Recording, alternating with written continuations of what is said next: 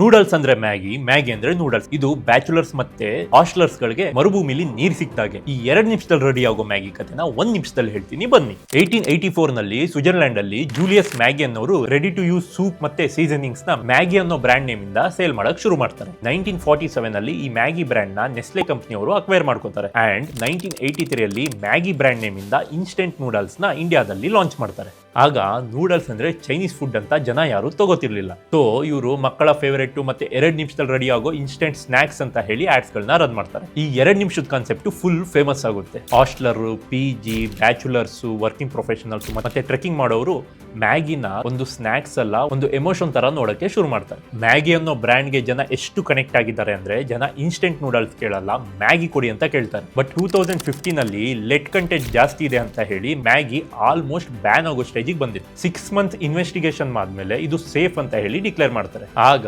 Nestle company we miss you too nothing like Maggi ಅಂತ ಹೇಳಿ campaigns ಗಳನ್ನ run ಮಾಡಿ ಮತ್ತೆ ಜನರಿಗೆ ಹತ್ರ ಆಗ್ತಾರೆ. ವಾಪಸ್ ಎಲ್ಲಾ ಹಾಸ್ಟೆಲ್ ರೂಮ್ಸ್ ಗಳಲ್ಲಿ ಮ್ಯಾಗಿ ಕಾಣಿಸಕ್ ಶುರು ಆಗುತ್ತೆ. ಇವತ್ತು ಮ್ಯಾಗಿ ಬ್ರ್ಯಾಂಡ್ ನೇಮ್ ಅಂಡರ್ ಅಲ್ಲಿ noodles, sauce, pasta, ketchup, masala ಈ ರೀತಿ ಪ್ರಾಡಕ್ಟ್ಸ್ ಗಳನ್ನ ಮಾಡ್ತಾರೆ. ಮ್ಯಾಗಿ ಬ್ರ್ಯಾಂಡ್ ನ ಆನ್ಯುವಲ್ ರೆವಿನ್ಯೂ ಬಂದು ಅಪ್ರಾಕ್ಸಿಮೇಟ್ಲಿ 5,000 ಕೋಟಿ. ಇದೇ ರೀತಿ ಇನ್ಸ್ಪೈರಿಂಗ್ ಬ್ರ್ಯಾಂಡ್ ಸ್ಟೋರಿ ಕೇಳಬೇಕು ಅಂದ್ರೆ ನನ್ನ ಫಾಲೋ ಮಾಡಿ.